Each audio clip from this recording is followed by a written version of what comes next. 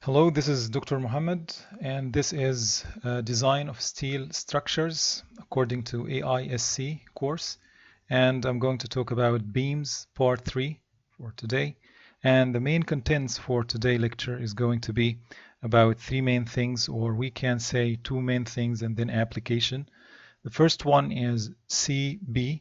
We're going to talk in detail about the CB, the non-uniform bending factor. And number two, I'm going to talk about the bending strength of non-compact shapes.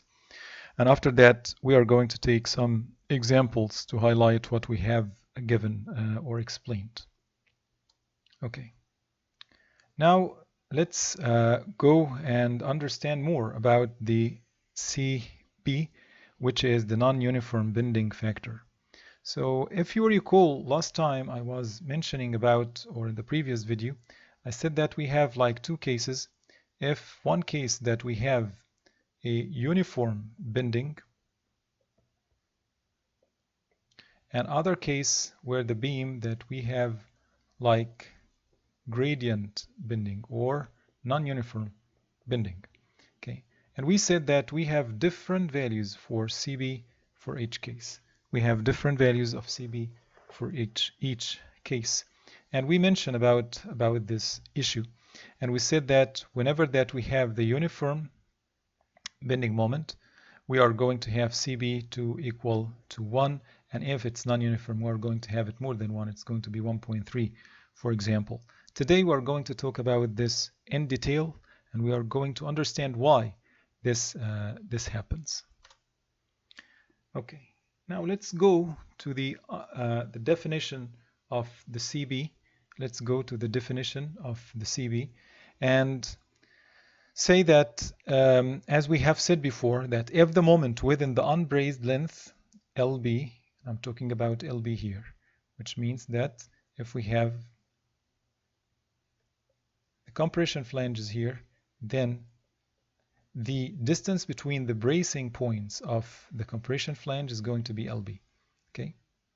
If this moment within the unbraced length is uniform, means that it is constant. So if we have something like this, as I have drawn before, constant, okay, constant value.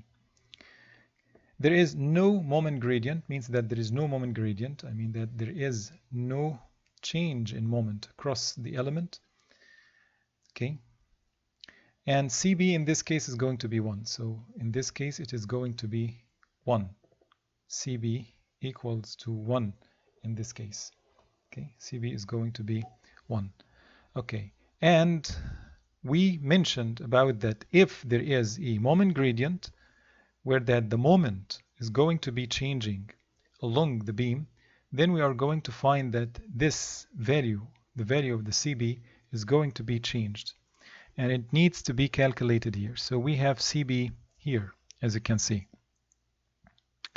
This CB is going to give to us the first, it gives us two different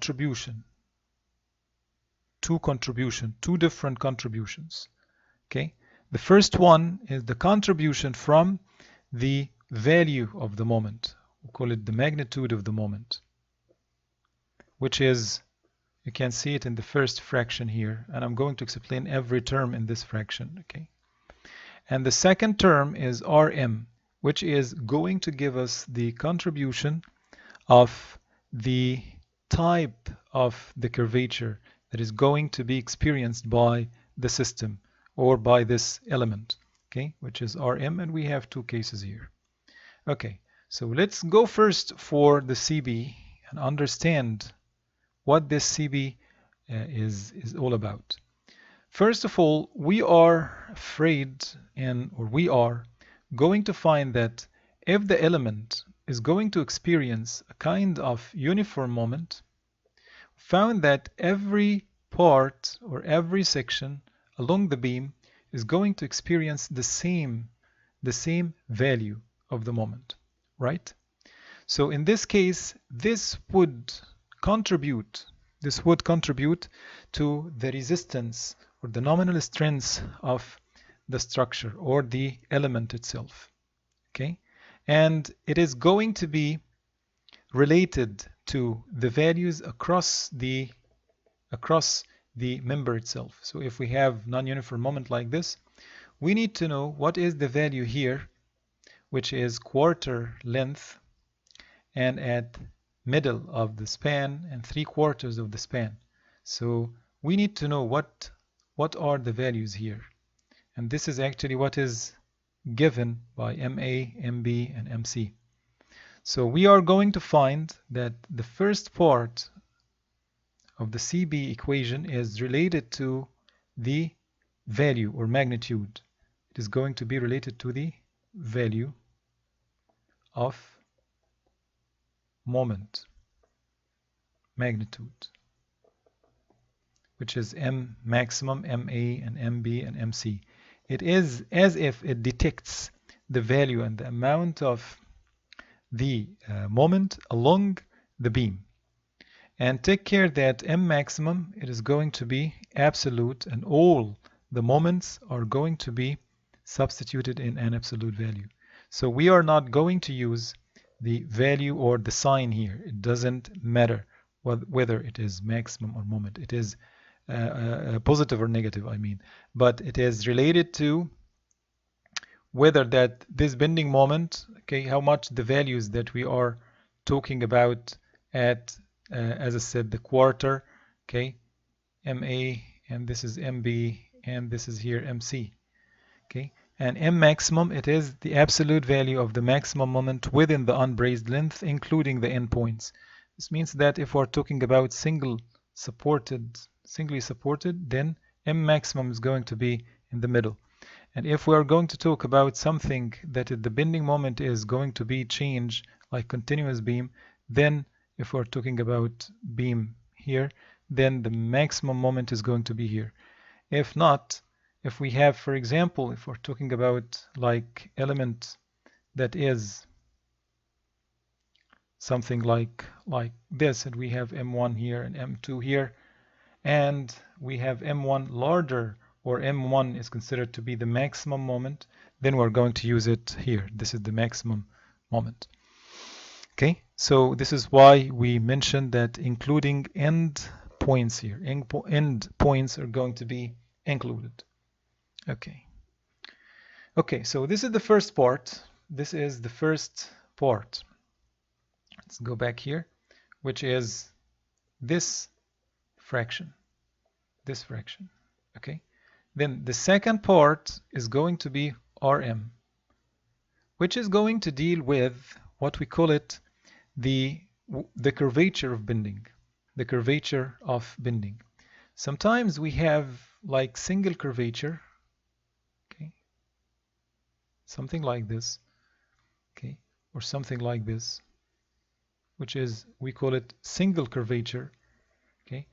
The whole element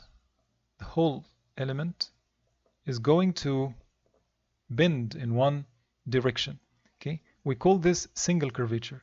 Sometimes we have double curvature, something like this, which means that the whole element is going to experience different type of curvature. We call it double curvature, for example, okay, double curvature. So this part, which is RM, is going to deal with whether the structure or the beam is going to bend in single curvature or double curvature. Okay, so one part dealing with the value and telling us about the gradient, whether the moment is going to be uniform or not, which is the fraction here. So it deals with the gradient. Okay. However, the second part, or the second RM, is dealing with the curvature itself. The curvature, whether it is single or double curvature. Okay. This is going to be related to curvature of the bending. Based on that, based on the single or double curvature, and whether there is uniform or gradient moment, we are going, these two values, curvature of bending moment and gradient, both elements are going to contribute in developing CB. Okay, going to contribute in developing CB. So we need to take into consideration both of them. Okay, and CB is representing both elements together. Okay, now let's go to RM again.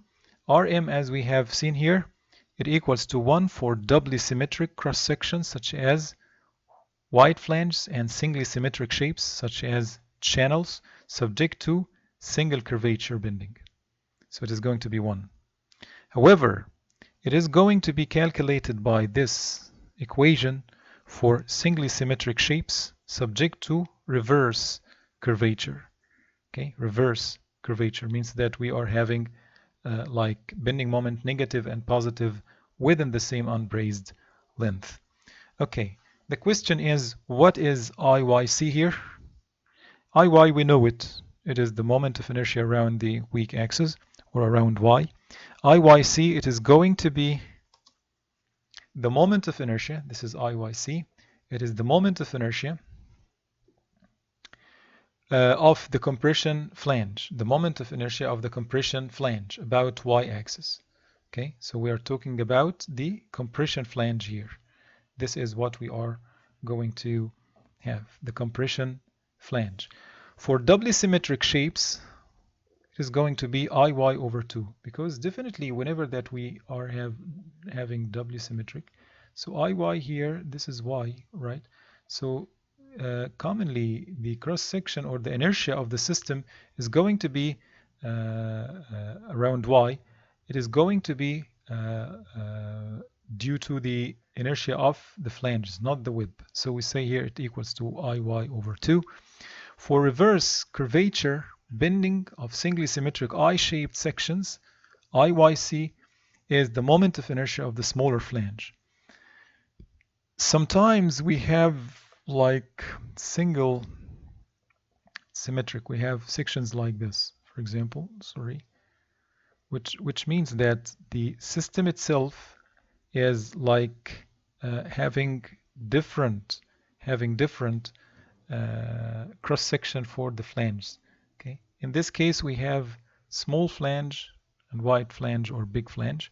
Then IYC should be calculated for the case of the small flange, for the case of the small flange or the smaller flange. All of the beams found in this textbook will be either doubly or singly symmetric. Actually, in our textbook we're going to use doubly or singly symmetric, but this is not the case if you are going to design and you are going to be like an engineer and you're going to find different types of cross sections. Okay, so you need to take care that maybe you need to calculate, and CB need to also to be calculated in a right way. Most will be simply supported. So in the simply supported, we are going to find that simply supported section, you are going to find that moment is going to be in the middle, and in the same time you are going to see that it is single curvature, not reverse curvature. So we are going to have CB in general equal to 1. Okay, so that's the point here. When the bending moment is uniform, the value of CB is going to be 1. Right? Because M is going to be used in the numerator and denominator. So the fraction output results in 1. Okay? And also we are going to find that RM also has been taken as 1 because it is written here. It's supposed to be here. So whenever that we are going to use simply supported case where the gradient is not going to be there, then we are going to take the CB equal to 1 and RM is going to be 1. Otherwise, you need to calculate, as we have explained before, you need to calculate CB based on the 2 parts that we have mentioned, and we have mentioned also what is the rationale behind every part of them. Okay, now the question is, what do we need from this? Why CB that we are like, why it is important for us? Okay, so maybe we're going to see this in the next slide. If you remember, I was talking before about the nominal flexure strength for compact section. You're going to find this slide in the previous video. If you look to the summary, of the flexure strengths for compact sections, you're going to find that we have different cases. We have the case where that, do you remember this? Here and here. This is here, it is going to be LP. Here, this is LR. And we said that this part, it is the inelastic lateral torsional buckling, and this part is going to be the elastic. So ELTB means that elastic lateral torsional buckling. Here, it is inelastic ILTB. Okay, we mentioned about this last time. And you are going to find that whether it is elastic or inelastic lateral torsional buckling, where that our unbraced length is going to be between LP and LR, or going to be larger than LR. Here, LB between LP and LR, which here this is for the inelastic buckling, lateral torsional buckling, and here it is the case of elastic torsional buckling. You are going to find CB is going to take part in the nominal strength calculation. Nominal flexure strength is going to be contributed. This means that CB, for example, if we found CB equals to 1.67 for some specific cases, for example, this means that we are going to increase the nominal flexure strength of the beam by 67%. So it is quite a number to be included whenever that we are calculating the resistance or the nominal flexure strength. So for LTB, whether it is inelastic or elastic, CB is very important to be calculated, because we are going to increase the resistance of the system or the structure or the element itself by putting this CB more than 1. It is going to be larger than 1 in our case. But for the case where that we are dealing with plastic moment, where that no lateral torsional buckling issues, then where that LB is less than LP, then the nominal strength, nominal flexure strength is going to equal what? The plastic moment. So actually CB has nothing to do here. Okay, it has no role here. Okay, it's going to be in plastic. And this is what I put it here in this note. CB is important in case of lateral torsional buckling, whether it is elastic or inelastic.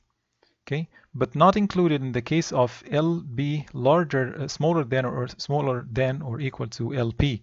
This case where that the plastic moment is going to be used, where that the first part, if we say that this is like part 1, this is 2, and this is 3, we are talking about part 1 here, zone 1, which is the plastic part. CB does not contribute.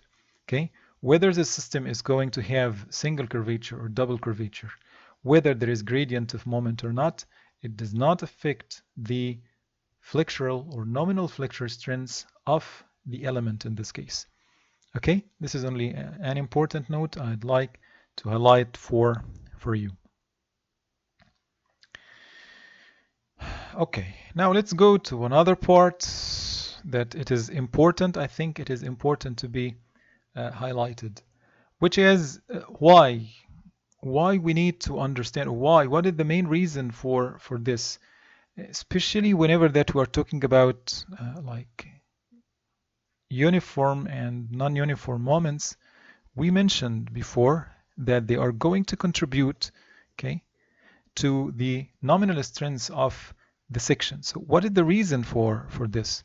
Why in case of the uniform we say that CB, for example, is going to be 1, or in the case of non-uniform we found that CB is going to be like 1.3 or maybe more or something. So why the change in moment is going to make this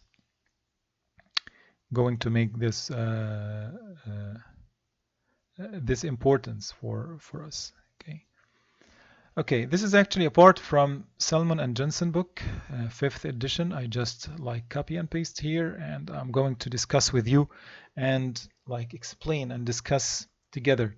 So they put it like this: when the bending moment acts with a gradient having maximum moment at one end to 1/2 that amount at the other end, the residual stress effect is relatively insignificant. Okay, residual stress effect. Do you know what is the residual stress effect? I'm going to show it to you in a minute.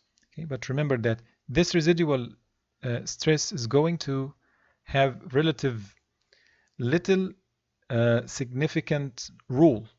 Okay, little rule, or not important, relatively insignificant rule if we have the gradient, okay, moment. In this case, only a small portion of the span near maximum moment will be inelastic. Okay, in this case, only the near the maximum, okay, in this case, only a small portion of the span near maximum moment, where here, for example, will be inelastic. Okay, so this means that we are going to, the gradient of moment is going to make the role of residual stress, okay, going to be insignificant. Okay, because why? What is the reason for this? Okay, in this case, only the small portion of the span near the maximum moment here, this part, which is the span near the maximum moment, will be inelastic. It will experience the inelasticity here. But when the load, and then when the load, or when the applied load stress is lower, okay, the addition of residual stress will be less likely to cause a fiber to reach yield stress. Okay, so this means that we have part that is going to reach yield, okay, and if, or when the applied load stress is lower, the addition of residual stress will be less likely to cause a fiber reach yield stress. Okay, so this is the rationale behind the moment gradient, why that we are taking CB higher. CB higher than 1 means that we are increasing the resistance, the nominal flexure strength, right? So let's go and understand how this would like give difference. For example, here we have, this is the relation between LB and M here in the vertical axis. So as you can see, this is M nominal strength, and this is the unbrazed length. And this is the common three different parts that we have. We have the plastic part, we have inelastic lateral torsional buckling, and we have elastic lateral torsion buckling. Okay. And then for one section, which is W16 by 26, for example, we are going to find that for two different cases, one case where that the moment is having gradient along the beam, this CB is going to be 1.3. Look how much that compared to the case where that the moment is going to be constant. So here we have gradient, okay, gradient moment. Over here it is going to be uniform, okay, uniform. Then you're going to find that in this case CB equals to 1. The meaning is in region or zone 2 and zone 3, inelastic and elastic lateral torsional buckling, you're going to find that for the case of the gradient moment, the strength, the nominal strength is going to be higher, okay, as you can see by this amount, almost like CB is going to be here 1.3, almost like 30%, for example, if we're talking about something here. I mean that this is how you should look to the two cases, that you are going to have extra resistance here, okay, compared to the case of the uniform moment. Both of them, they are having the same cross section, which is W16 by 26. Okay, so this is considered to be the beam behavior of this section as related to lateral support. Okay, and this is from some research books. It is from Yura and Galambos, okay, and Rivendra. Okay, this is in textbook. Actually, I also, this is copy paste from Salmon and Jensen, and you can find this figure in 9.5.1, and I hope that you can like revisit this part, because it's really important and it's given, or it's discussed there in more details. Okay, as I said before, the textbook that we are using, which is SIGWI, it is good in general for the student level, but if you want to go into or to understand in-depth knowledge, then I strongly recommend other references like Salmon and Jensen, for example. Okay. Now I want you to understand what is the meaning of residual stress that we have mentioned before. So I'd like to recap what I have mentioned before. The point is we are talking about CB, and this CB, it is having contribution from two different parts. And after that, we mentioned that why it is important to know about CB. We found that it has some role in lateral torsional buckling zones, whether elastic or inelastic, and we are going to consider it, and it is going to increase our nominal flexure strength. And when we go through the main reason for having the gradient or the gradient moment to give us higher resistance, as we said here, as we have mentioned here, we found that we are attributing everything to what we call it residual stress effect. So we need to understand what is this residual stress effect, how we can, what is this kind of stress that is going to make the gradient moment to have a great contribution for the resistance of the structure. Okay, so this is what we want to know. So from here we need to understand what is the residual stress. So residual stresses are stresses that remain in a member after it has been formed into a finished product. This is the definition of residual stresses. It seems that during the manufacturing process you are going to find that there are some residual stresses going to be there. Such stresses result from plastic deformations, which in structural steel may result from several sources. So the main cause is, the root cause is plastic deformation. So why this kind of plastic deformation are going to take place? Because of several sources. Number one, due to uneven cooling, which occurs after hot rolling of structural shapes. Or number two, cold bending or cambering during fabrication. And number three, punching of holes and cutting operations during fabrication. And number four is welding.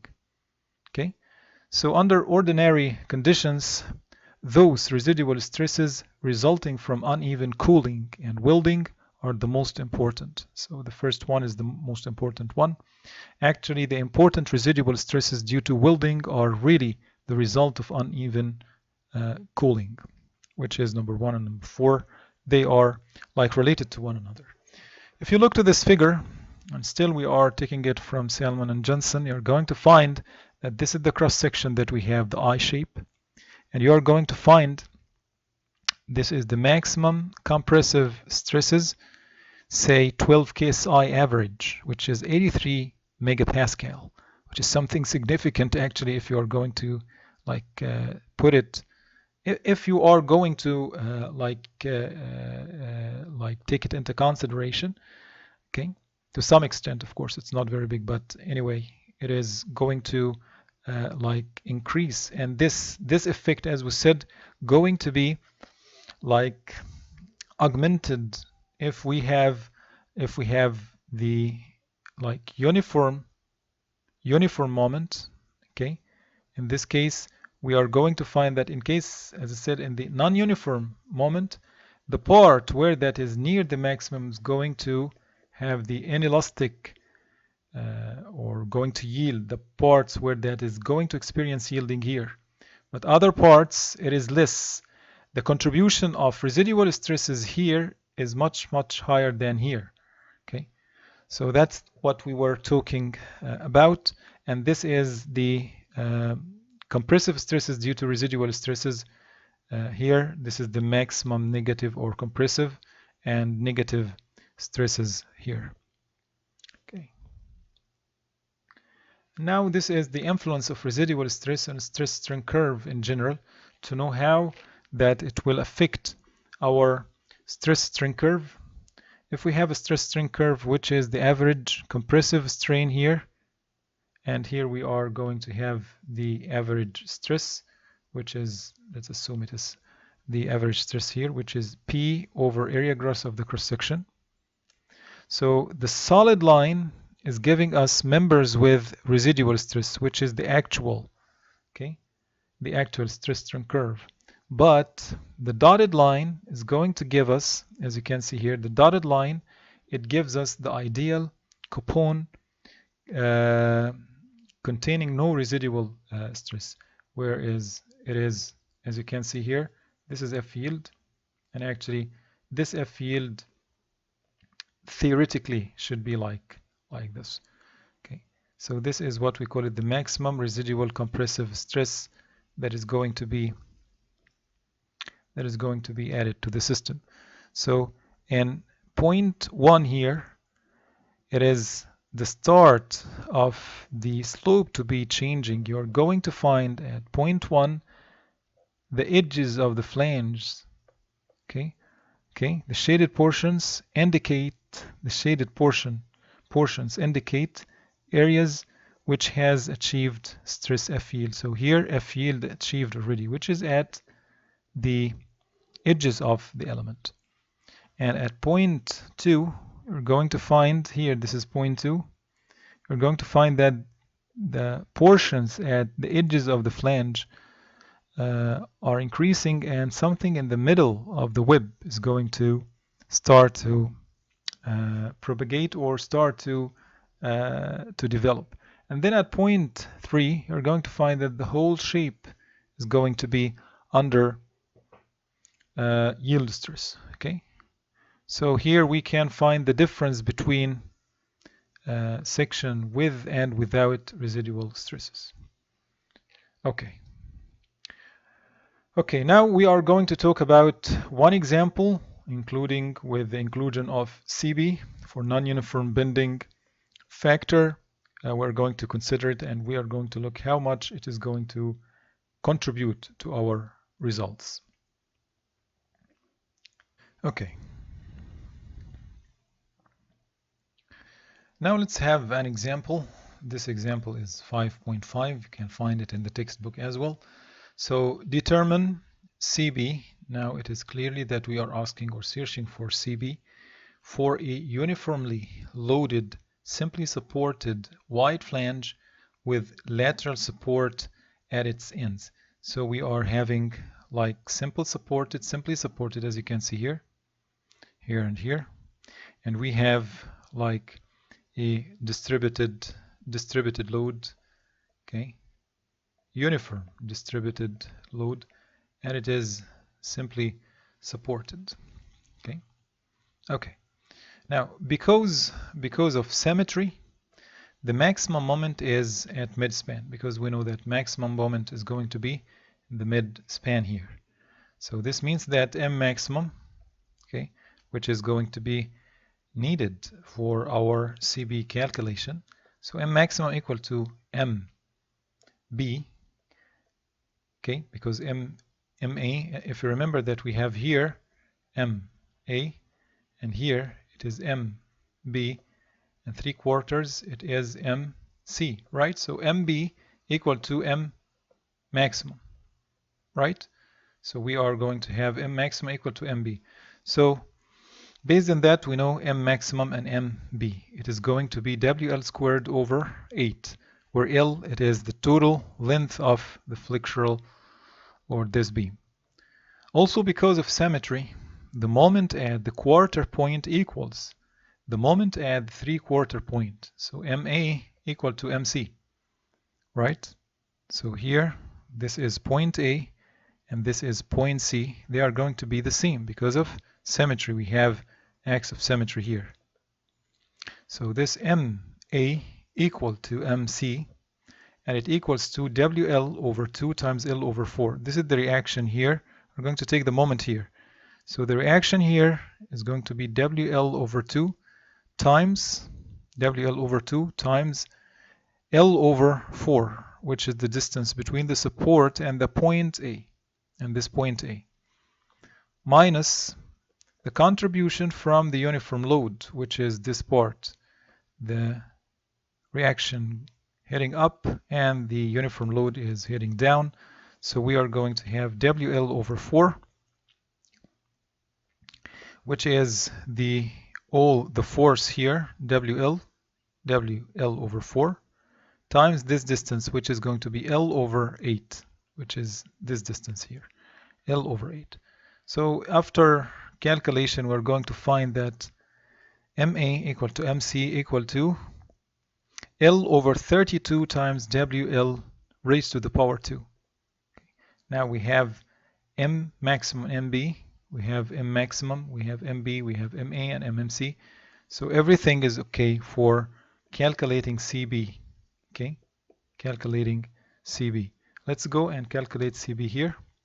Okay, since this is a wide flange shape, which means that doubly symmetric and is simply supported with gravity loading, this means that it is going, if we have the supports here, okay, this means that we are going to find that it is going to have a single curvature, right? It's going to have single curvature. Means what?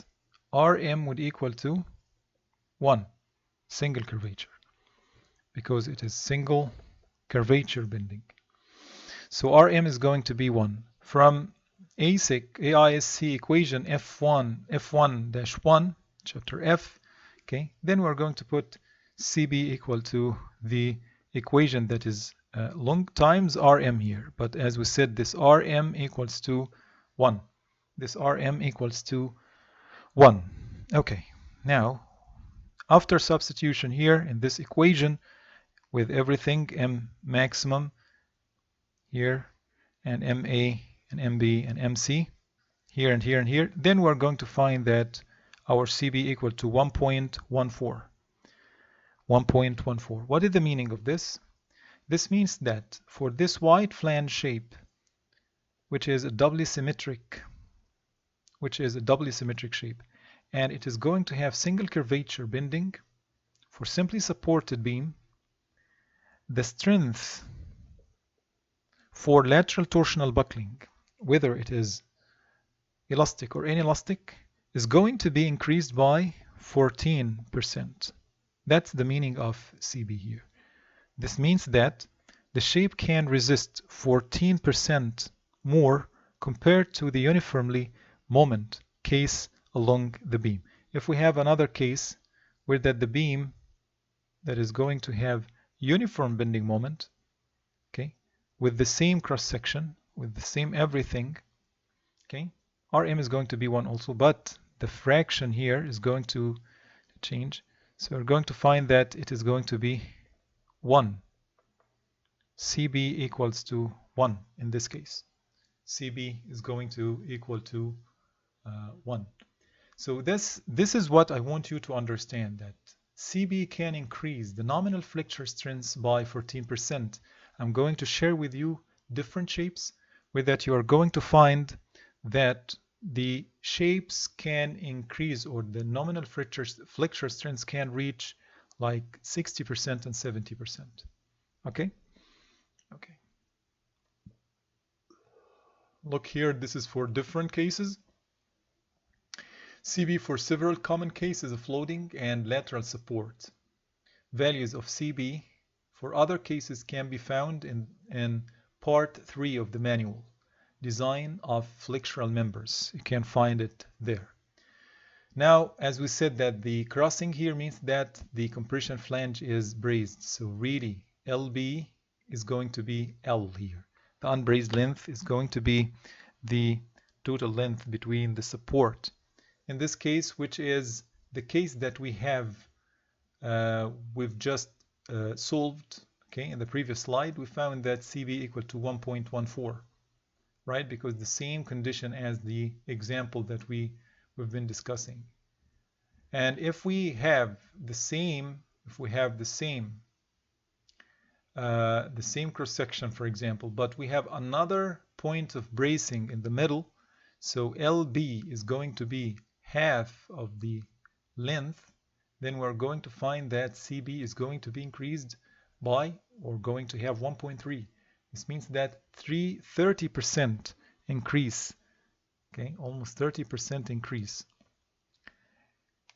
And then if we are going to have moment concentrated at the ends, M1, and this is M2, which is the same value, and LB equal to L, you're going to find CB equal to how much? 2.27.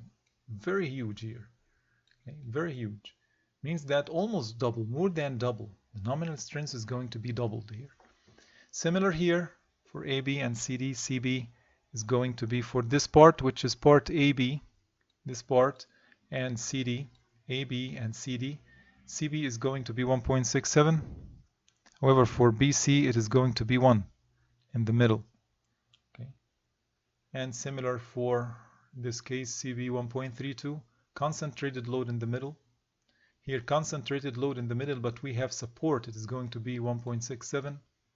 And then concentrated moment at one support is going to be 1.67.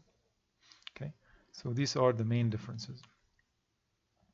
For unbrazed cantilever beams, so if you are talking about cantilever beams, then AISC specifies a value of CB equal to 1. So for unbrazed cantilever, if we have a cantilever like this, so CB would equal to 1. This is according to AISC. A value of 1 is always conservative, means that even that you are having different cases here, but always the least value is 1, right? This is the conservative value that we can use. A value of 1 is always conservative regardless of beam configuration or loading. So whether that's taking into consideration the configuration or loading, so CB can be taken as 1. But in some cases, it may be excessively conservative. This is my concern here. That if you are not going to take it into consideration, like this part, this case for example, look here, CB is 1.67, or maybe this case where that it is going to be more than double, 2.27. Okay, if we are going to see here, for example, the strength, or that what we were discussing, CB is directly multiplied by the value of the fraction here. So 1.3 means that 30% increase. Similar here also, FCR, it is going to be multiplied directly by S6. It's related directly to the nominal flexure strength. So increase by 1.67 means that really huge increase, Okay. Okay, so we need to take into consideration this is the most common types of cross sections and loading condition and configuration as well that is commonly going to be encountered. So we need to take into consideration what the CB value. Okay, this is a small to show to you how much the difference is going to be. If we have LP, LR, and L bracing, for example, if it's the unbraced lenses here, for example, then you're going to find that, look here, this is CB equal to 2.3, this is CB equal to 1.3, here CB equal to 1. Okay, so if we have something, if we have an element here, for example, so you can find the difference here. As I said, it's huge. It is going to be a huge difference. Okay, so economically, you need to take into consideration CB. Okay. Now let's go to the next part, which is related to the bending strengths of non-compact shapes. We are going to calculate the bending strength for non-compact shapes. Okay, so bending strengths of non-compact shapes. Okay. Bending strengths of non-compact shapes, if we're going to deal with specific shapes like wide flanges and miscellaneous, standard shapes, and channel, okay, C shapes, are compact. Commonly, most of them, they are compact. Most of these shapes, they are compact. Wide flange, M, S, and C, they are compact. A few are non-compact because of the flange width thickness ratio. So few of them is going to be non-compact because of the flange, not because anything else. In general, let's go and examine what are the failure modes of our non-compact shapes. In general, a non-compact beam may fail by 1, 2, 3. It is similar to the compact shapes as we have mentioned before. Whether it is lateral torsional buckling, elastic or inelastic, flange local buckling, elastic or inelastic, or web local buckling, elastic or inelastic. Okay? So any of these types of failures or failure can be in either the elastic range or inelastic range, as I said. The strength corresponding to each of these three limit states must be computed, and the smallest value will control. This means that you need to check all of them and then see which one is the least, and it is going to be the governing condition. Fortunately, we're going to find that the web of most of the shapes, or most of the shapes, hot rolled shapes at least, they are compact. This means that you need not to check condition number 3, web local buckling. Okay, only you need to check the first two. Okay, so here the whips of all hot rolled shapes, take care, we're talking about hot rolled shapes, in the manual are compact. So do not worry about the web local buckling here, they are compact. So the non-compact shapes are subject only to the limit states of lateral torsional buckling or flange local buckling, which is the first condition or first failure mode or the second failure mode only. Okay. If we have built up welded shapes, okay, however, can have non-compact or even slender whips, as well as non-compact or slender flanges, because it is built up. They are built up shapes, so we are not sure, or we might not. We need to check, okay, the flanges and the whip, whether they are going to be compact or not, non-compact or slender. These cases are covered in AISC section F4 and F5. Okay, F4 and F5 under chapter F. Built-up shapes, including plate girders, are covered in chapter 10 on the textbook. Okay, you're going to find it, but we are not going to use it, or we are not going to explain it under flexural member. They are going to be explained separately. Okay. Okay. If the shape is non-compact because of the flange, the nominal strength will be the smaller of the strengths corresponding to flange local buckling and lateral torsional buckling, as we said. So now we're talking about the flexural strength, okay? Because we're talking about flange only here, because whips are compact for hot rolled sections. So we have two cases, okay? So this is for non-compact, as I said, non-compact. Okay. Flange local buckling or lateral torsional buckling, right? So in the flange local buckling, if we are worried about it, we need to check what we call it lambda. So lambda equals to B flange over 2T F, 2T flange, right? And if it is less than lambda P, what is lambda P? It is the plastic limit, which is 0.38, the radical of E over F field, right? So there is no flange local buckling in this case. Do not worry about it. You have the slenderness of your section is very, okay, is going to exceed this, is going to be less than the limit. This means that we're talking about the flanges, remember? So this means that we are on the safe side. No flange local buckling. Do not worry about it. There is no local buckling for this. Okay. But if our lambda is larger than, which is going to be here between LP and LR, then we should worry. The flange is non-compact, and in this case we are going to obtain the nominal strength. Okay, the nominal strength is going to be nominal flexure strength, of course, equals to M plastic minus 0.7 F yield SX. Okay. So this times lambda minus lambda P over lambda R minus lambda P, as we have explained before. So case there is no flange local buckling, do not worry about it. And the case where that we should worry about the local buckling, or we are going to say that it is non-compact and the nominal flexure strength should be calculated like this. Okay, the last case is lambda larger than LR, which is slender, and we are not going to cover slender here. Okay, slender is going to be covered later. Okay, slender sections. Okay, so this is the first case, which is flange local buckling. Let's go to the second case, which is lateral torsional buckling. Lateral torsional buckling.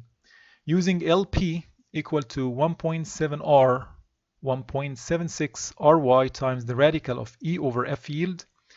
So we have like three cases, right?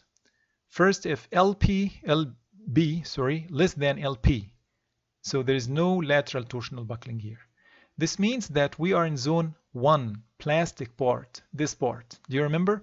So the brazed length is less than or equal to the plastic limit. So we are here. So no lateral torsional buckling. We should not worry about this. Okay. And case number 2, where that LB is between LP and LR. So this means that we are in the we are in the inelastic lateral torsional buckling here. This is the area that we want to. We are here. Okay. And if not, okay, so in this case, the nominal flexure strength is going to be, yes, CB is going to be here. Similar. So CB is going to contribute here. MP minus 0.7 F yield SX and LB minus LP over LR minus LP. And it should always, of course, less than the plastic moment. We should not exceed the plastic limit. The other case is if we are here in this area, which is the elastic lateral torsional buckling. In this case, LB larger than LR. So we are here, right? There is elastic lateral torsional buckling, and the nominal strength is going to be FCR times SX, and in all cases they should be less than the plastic moment. FCR is going to be also the contribution of CB is here, and then pi squared E over LB RTS, and then this fantastic radical here. Everything that is written in this under this radical already we have explained it in detail in the previous video, so please revisit it. It is only fixed values that we can, or at least it is fixed definitions there, and you can understand them well. Okay. Okay, now let's go to the next, which is we need to have an example to follow or to explain what we have done up till now. Okay. In our example, a simply supported beam with a span length of 45 feet is laterally supported at its ends and is subjected to the following service loads. So we have service loads here. We have dead load and live load. 400 dead load, and the live load is 1,000 pound per foot, including the weight of the beam. Okay, so we have dead load and we have live load. F yield is 50 KSI, and the cross section is going to be white flange 14 by 90. Okay, we want to check whether this section is adequate or not. We want to check this section is adequate or not. Okay, so first, the first and the foremost important thing that we need to check in the beginning is what is the type of the shape. Okay, so determine the shape type, whether it is compact, non-compact, or slender, right? So how we can obtain this? We are going to check first lambda for it. Lambda for this cross section. Okay, first of all, we know lambda if we're talking about the flanges. Okay, now let's understand where we are. Okay, we want to know what is the shape. It is compact, non-compact, or slender. Because if it's compact, then we need to go to the previous lecture, previous video. If it's non-compact, then we're going to deal with what we have learned in today's video. Now let's go and get first P flange over 2TF. We're going to find it 10.2. From where? Go to the dimension and properties table for this cross section and obtain BF and TF. And check this value. So I am strongly recommending for you, or I strongly recommend for you, stop the video now and grab your manual and try to check the values of BF and TF. Okay, so this is lambda, slenderness ratio. We're talking about the flange here. We're talking about the flange. Then we need to know the limits for us. Lambda P, plastic limit, lambda R, slenderness limit, okay, or proportional limit. So here we are going to have 0.38, the radical of E over F field. This gives us 9.15. Remember that E for steel constant, it is 20,000 KSI. F field is given already for us here. Okay, and lambda R, it is going to be 1 times the radical of 29,000 over 50 KSI. This gives us 24. So this means that we have lambda P here, we have lambda R here. Lambda P found to be 9.15, lambda R it is 24.1, and we are here, which is 10 point something, 10.2. This means that we are between lambda P and lambda R. Okay, so we are here. So this means that our flange is going to be non-compact, right? Non-compact. This means that our section is going to be non-compact as well. You might ask me that we didn't check the flange, we didn't check the web here, web, we didn't check it. Yes, because it is hot rolled section, and web for all hot rolled section is going to be compact always. So no need for us to check for the web. It's enough for us to check for the flange. If the flange is going to be non-compact, this means that the whole shape is going to be non-compact. So our shape is flanges are non-compact, however the web is compact. This means that since our lambda is larger than lambda P and less than lambda R, this shape is non-compact. This shape is non-compact. Check the capacity based on the limit state of flange local buckling. Flange local buckling. We are going, this is in the next slide. Flange local buckling is going to be used in order to check the capacity of our section. Okay, so we are going to check two things as we have mentioned before. Okay, first we need to check the flange local buckling, and then we're going to check after that lateral torsional buckling. Totally different than one another. Okay, flange local buckling and then lateral torsional buckling. What is the capacity of them? So first of all, for flange local buckling, flange local. Let me check something here.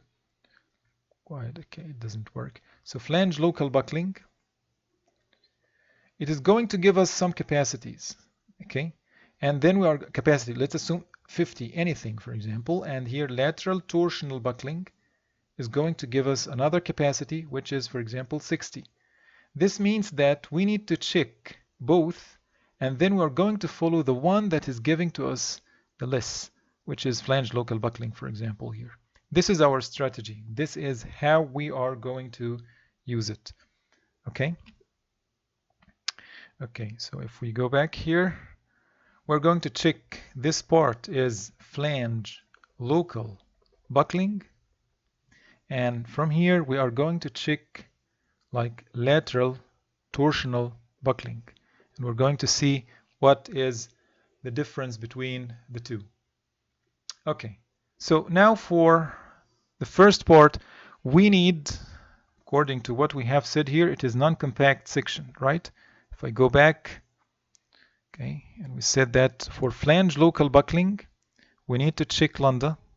We need to obtain lambda P and lambda R first. Our case is here. So this means that it is non-compact.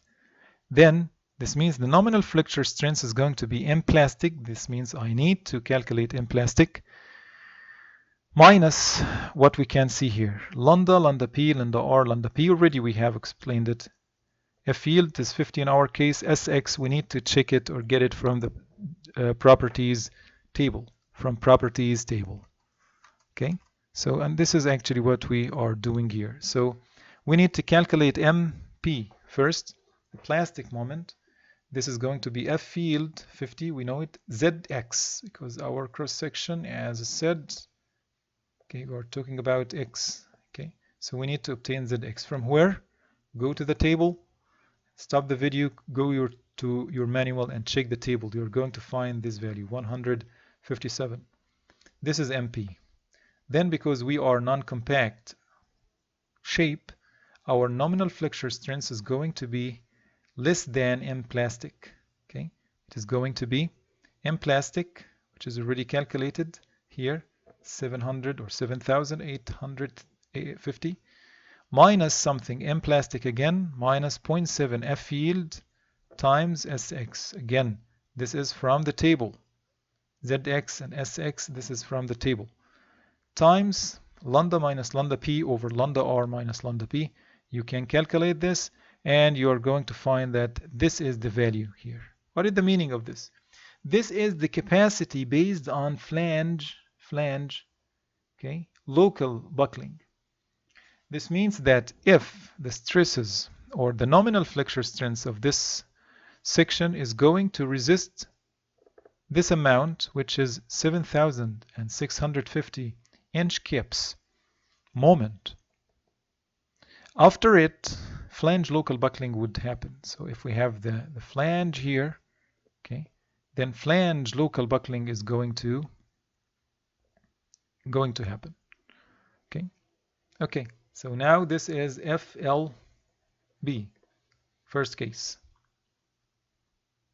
Okay, now let's go to the second case, which is lateral torsional buckling. Let's check whether that the cross section is going to have lateral torsional buckling or not. Do you remember what is lateral torsional buckling? As I said, that the system is going to have something like this. Go laterally and torsional. This is global failure phenomenon. This is local failure phenomenon. Okay, we do not know which one is going to happen for us. Okay, at least we know now this is the capacity based on flange local buckling. Let's go now and check the capacity based on the limit state of lateral torsional buckling. Lateral torsional buckling, LTB. We are going to use another technique this time. We're going to use ZX table. What is the meaning of ZX table? ZX table, they are going to provide for us LP and LR for the section that we are searching for or that we are examining. Okay, so now stop the video and go and bring your manual and check ZX table. It is going to be providing for you LP and LR. Okay, from where we can get this this ZX table, okay, then we are going to show you in the next video, in the next slide here. So go to the manual, table 3-2, okay, continued means that it's not the first page in this table, okay. For wide flange shapes under F field equal to 50 KSI, and this is selection based on ZX as it is given here. You're going to find on the left ZX or ZX with big letter here. Look to the table and you're going to find here in the most left column here, the first column here, it is giving to us the shape. So check the shapes here. You are going to find one of them at the middle here. This is wide flange 14 by 90. Here, wide flange 14 by 90. Okay. Okay. And then you are going to look across the table. You are going to find LP and LR are given for us. LP and LR. Do you remember LP and LR? They are so long equations to calculate. So if you could know how to get it from the ZX table, then it would save you a lot of time. For LP, you're going to find it 15.2, and for LR, you're going to find it 20 or 42.6. Okay, this is LP and LR. So the table is giving to you, the left column gives you shape, ZX, after that and then different values for the LRFD and ASD moments. Okay, and then you are going to find these columns here, LP and LR, are going to be given. Remember, they are being provided by as in foot. Okay, so if you are using another set of units, you need to take into consideration the conversion between the imperial units to your units. Okay, so this is what we are going to use now. LP for us equal to 15.2 and LR equal to 42.6. Easy to be obtained. Right, let's go back here. So we have LP 15.2, LR 42.6. If you remember the equation of LP and LR, it was very long, right? So if we do not like to go through it, I think that we have explained it before. It's not here. I think it's in the previous slide or previous video, I guess. So anyway, you know that it's very long and you need to calculate it. It will take longer time for you. But if you could find this table 3-2, you're going to find, or you're going to save a lot of time for you. Okay, it's going to save you time. Okay.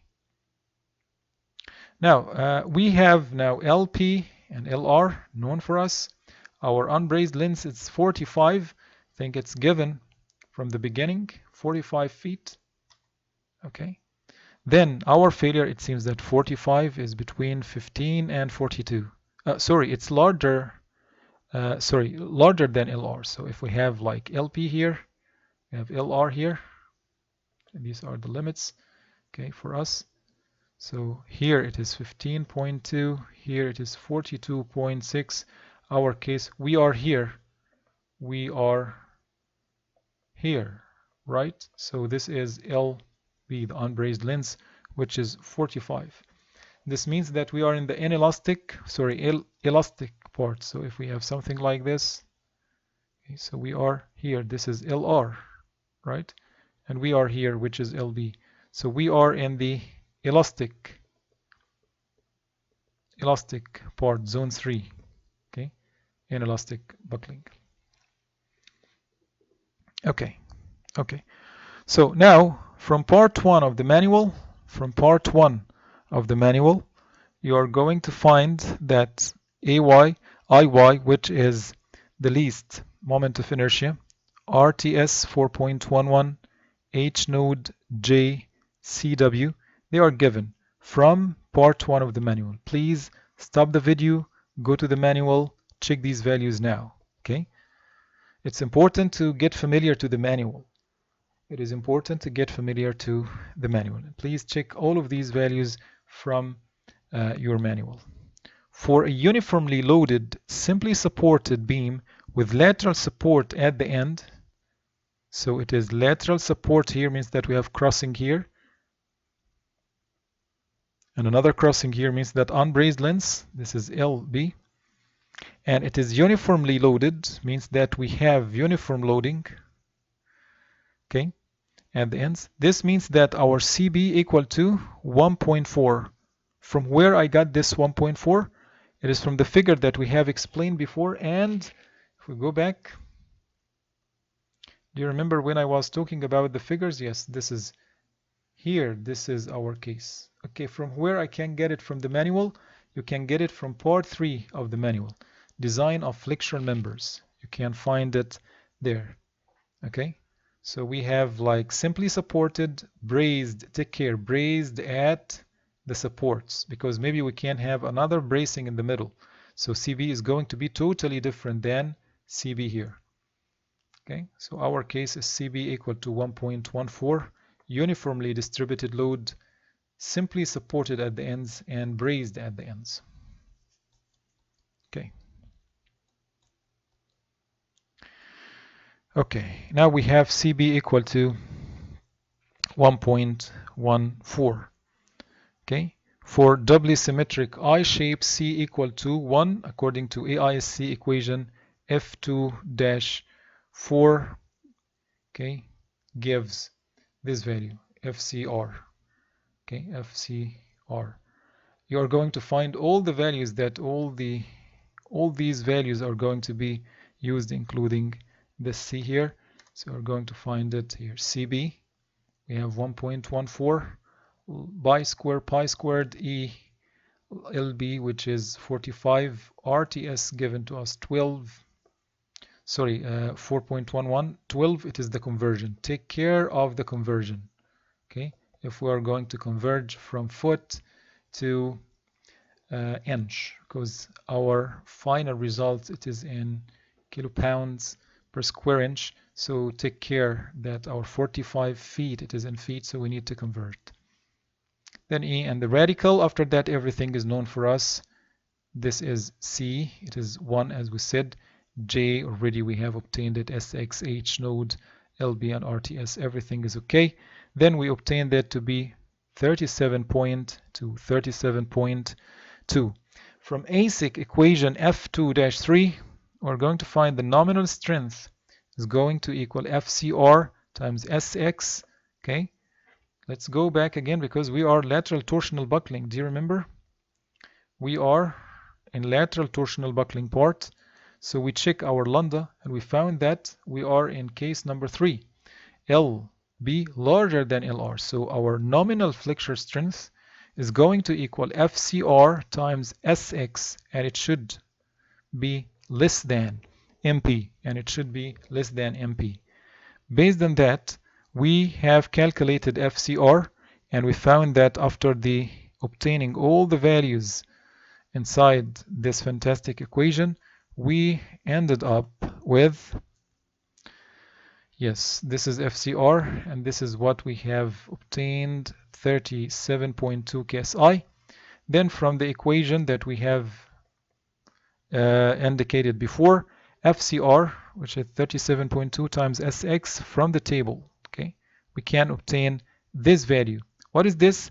The nominal flexure strength for elastic lateral torsional buckling for the cross section that we are examining now. It is 5,320 inch kips, and we should check the last check for us that it should be less than MP.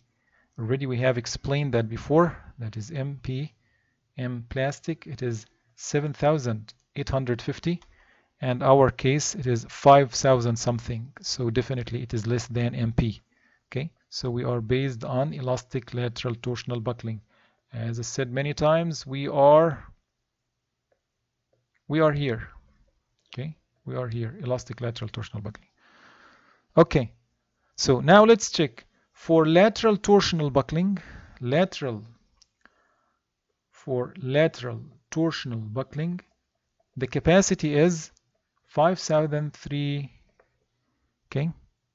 inch kips. It is inch kips here. And for flange local buckling, let's go back and see.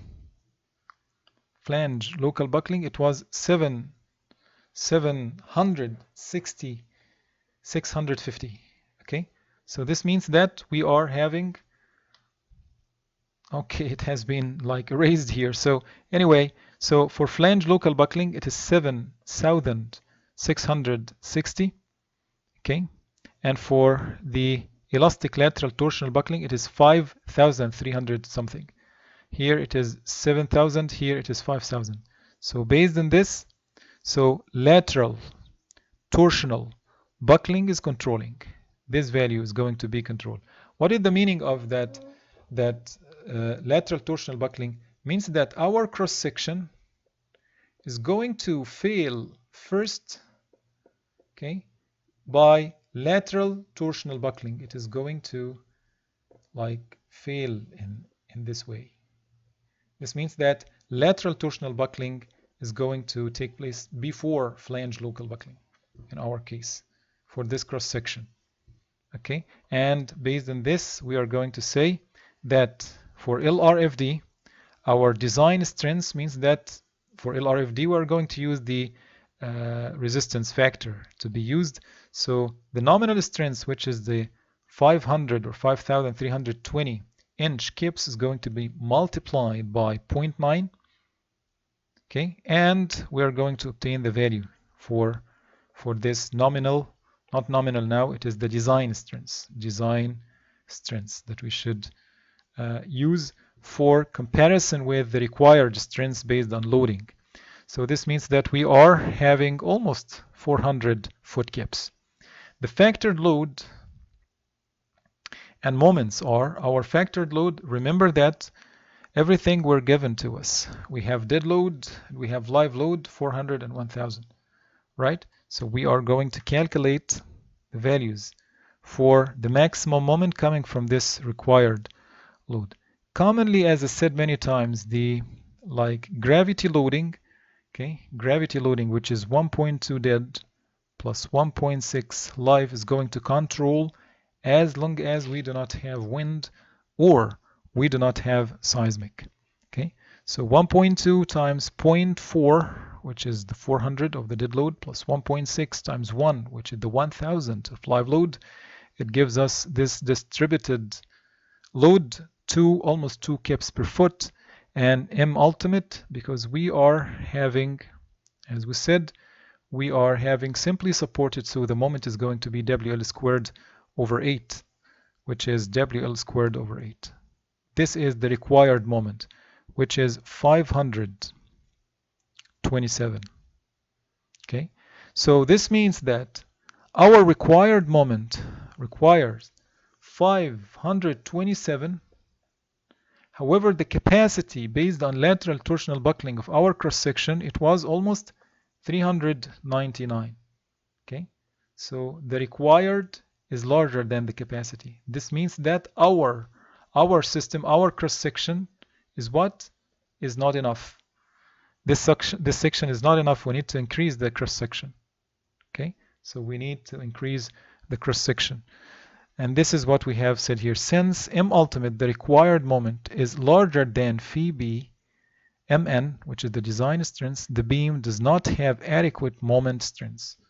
Does not have adequate moment strength. Remember that in the equation we want to know whether this cross section is having adequate nominal or adequate strength or not, flexure strength or not. The answer is no. The answer is no. If I say to you, what is the mode failure that is going to take place here? It is going to be elastic lateral torsional buckling. It will not resist elastic lateral torsional buckling. Okay, and the capacity is going to be exceeded here. Okay. Okay, I hope that we have understood this well, and I hope that based on what we have explained, we can understand well how this example is going to work for us. Based on these loads, our section is going to be vulnerable, okay, toward elastic lateral torsional buckling, and the cross section needs to be changed. Okay, and flange local buckling found to be, there is no local buckling for the flange would happen. So if we are going to look at the end, let me check this. Okay, it doesn't work. Okay, so if we have, this is the cross section that we have. Okay, at the end now. So we have different parts. First we have the flange, 2 flanges, and we have the second part in the whip, and the third part, which is the total cross section, all of it. So we found by analysis that the total cross section, first, the web is not going to work is not vulnerable to any mode failure because it is exactly compact. We do not worry. We're not going to worry about it. When we checked the flanges, we found that it is non-compact. Non-compact.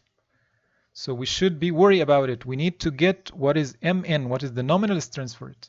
And we check after that the total system, or the total cross section, the whole cross section against lateral torsional buckling. So we need to check lateral torsional buckling, nominal strength as well. Okay, so we check both of them. We found that this lateral torsional buckling elastic one is going to be the controlling one. When we compared it with the given loads, we found that it is less than the required flexural strength. This means that it is not going to work for us. Okay, I hope you understood, and I hope that everything is clear for you. please try to read the material again, try to go through the video again and listen to it again. Try to understand. By the end of this lecture, you need to understand what is the difference between the flange local buckling and web local buckling and lateral torsional buckling. And we said that for each one of them we have elastic and inelastic. Fortunately, for our case, for hot rolled section, we found that web local buckling is not going to work for us. It is always, in our case, it is compact. Always it is compact for hot rolled sections. Then we need to check always the flange local buckling or lateral torsional buckling. This is what we need to check every time. This is what we need to check every time. So by checking, we found that sometimes local failure mode would happen if FLB would occur, or global, which means that the whole section, if it is lateral torsional buckling, whether it is, as we said, whether it is elastic or inelastic, and here it is elastic or inelastic. Okay, this is the summary of what I have explained today. I hope that you understand it well. Thank you for listening, and see you in the next video.